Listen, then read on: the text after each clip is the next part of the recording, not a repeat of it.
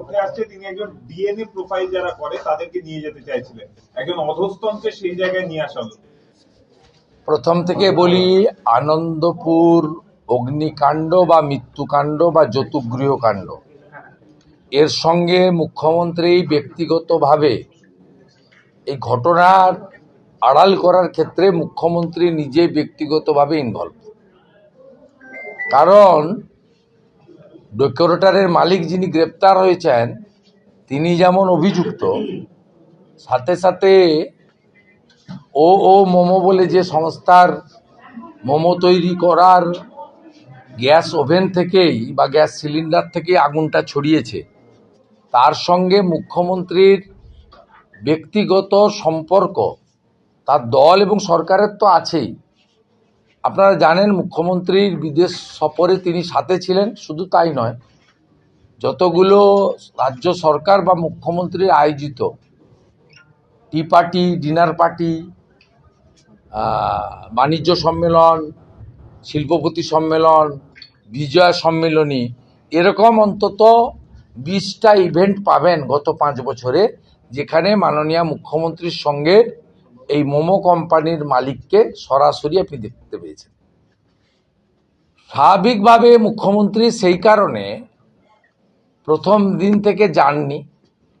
বিধানসভায় শঙ্কর ঘোষের অভিযোগের ভিত্তিতে উল্টো ব্যাখ্যা দিয়ে বলেছেন যে আমি 26শে জানুয়ারির প্রজাতন্ত্র দিবসের কর্মসূচিতে ব্যস্ত ছিলাম, কিন্তু প্রজাতন্ত্র দিবসের কর্মসূচি সারাদিন চলেনি।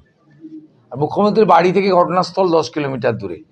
তাই এই যে বিচ্ছিন্ন ঘটনা নয়, এই কেসকে কমজোরি করা এবং মুখ্যমন্ত্রী বিধানসভায় দাঁড়িয়ে আমার বক্তব্যের পরে যে বক্তব্য রেখেছেন তাতে 10 লক্ষ টাকা কম্পেনসেশন দেওয়ার কথা বলেছেন রাজ্য সরকারের, কিন্তু রাজ্য সরকারের কম্পেনসেশন দেওয়া হয়নি।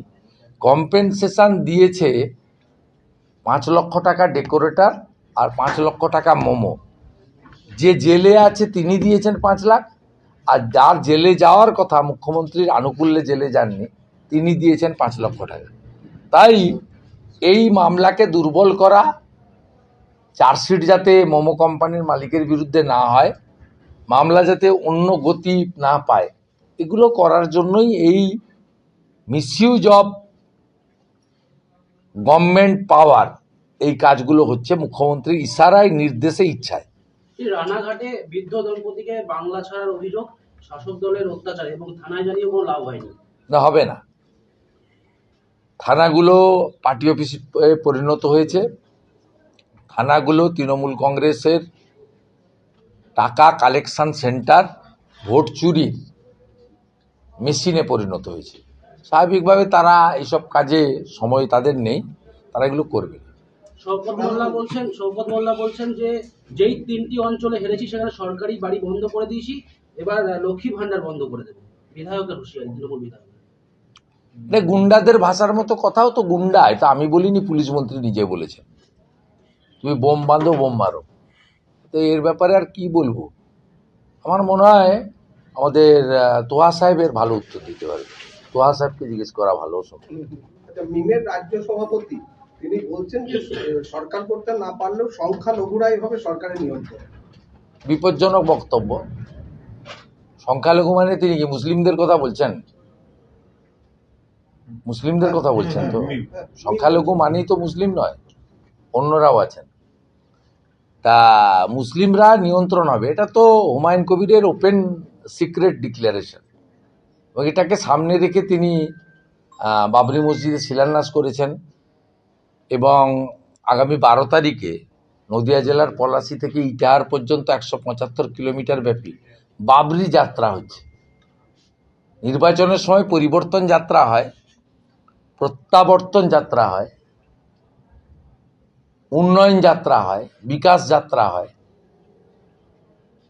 বাংলা রক্ষা করো যাত্রা হয়, বাংলা বাঁচাও যাত্রা হয়, বাংলা গড়ার যাত্রা হয়, বিকশিত বাংলার যাত্রা হয়, রাষ্ট্রবাদের যাত্রা হয়।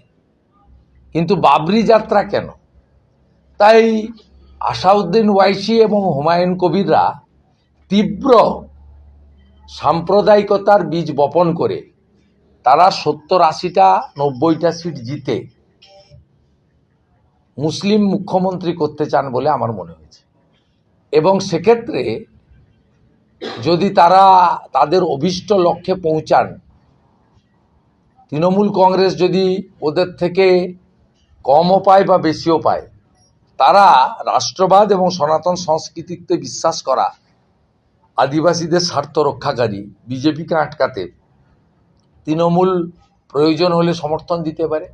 এই অঙ্ক নিয়ে বলছেন তারা ত্রিশঙ্কু বিধানসভা করতে চান এই কারণে, যাতে এমনিতেও বলছেন মুসলিম উপমুখ্যমন্ত্রী চাই আমাদের, তখন দেখা যাবে পরিস্থিতির নিরিখে যদি রাষ্ট্রবাদীরা এবং সনাতনীরা ঐক্যবদ্ধ না হন, তাহলে দেখা যাবে যে ওরা 70 পেয়ে গেছে, তৃণমূল 70-75 পেয়ে গেছে,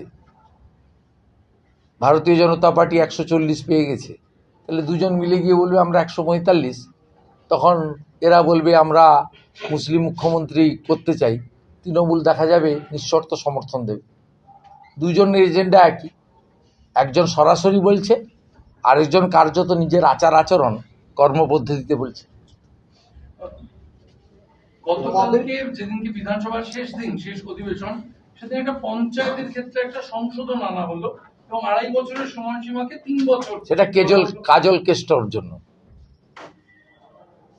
19 ফেব্রুয়ারি 2.5 বছর হয়ে গেলেই বোম মারা আরম্ভ হতো, ভাঙড়ে আরম্ভ হতো, বীরভূমের দিকে দিকে আরম্ভ হতো।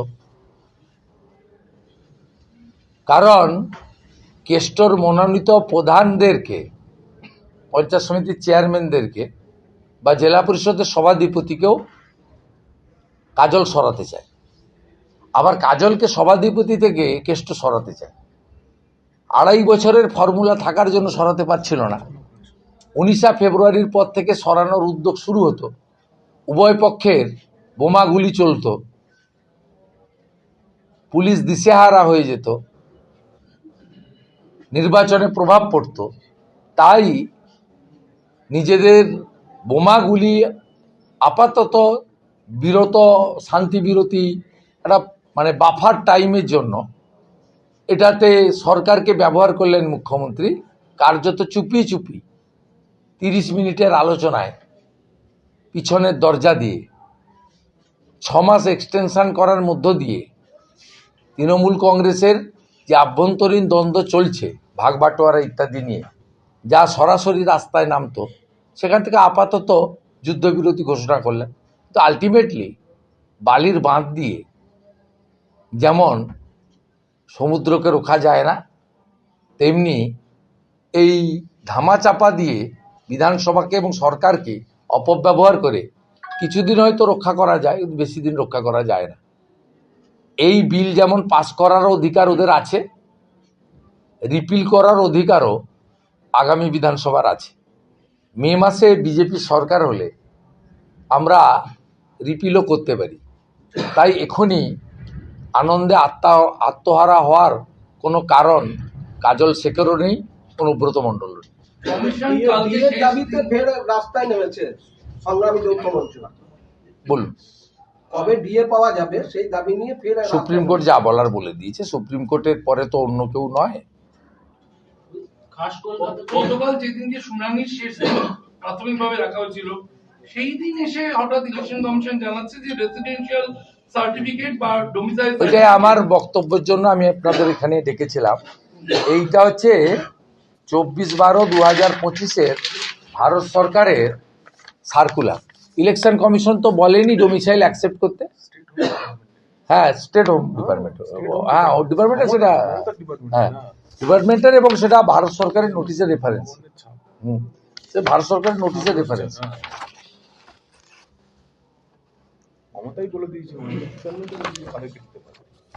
এটা তো পরিষ্কার আপনার স্পেশাল কেসের ক্ষেত্রে, এটা সবার ক্ষেত্রে নয়। বিশদে বলেন। না না, এটা তো পরিষ্কার, ওই অর্ডারে তো 1999 লেখা আছে। 1999 গেজেটটা কি,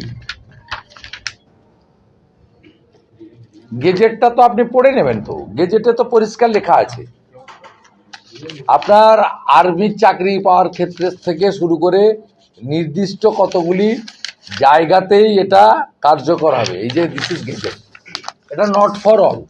এইটা কাল থেকে অনেক চ্যানেল বা সংবাদ মাধ্যমে বললেন যে ইত্যাদি ইত্যাদি, এটা ভুল ব্যাখ্যা।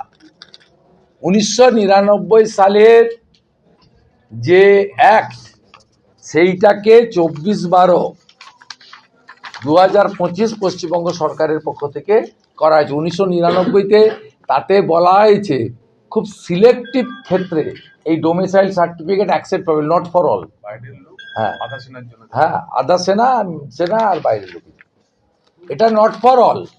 এবং এটা যদি ইয়ারোরা এইটা দেখে করেন, সেই ইয়ারোরা সাসপেন্ডও হতে পারেন, তাদের বিরুদ্ধে এফআইআরও করার প্রভিশন আছে।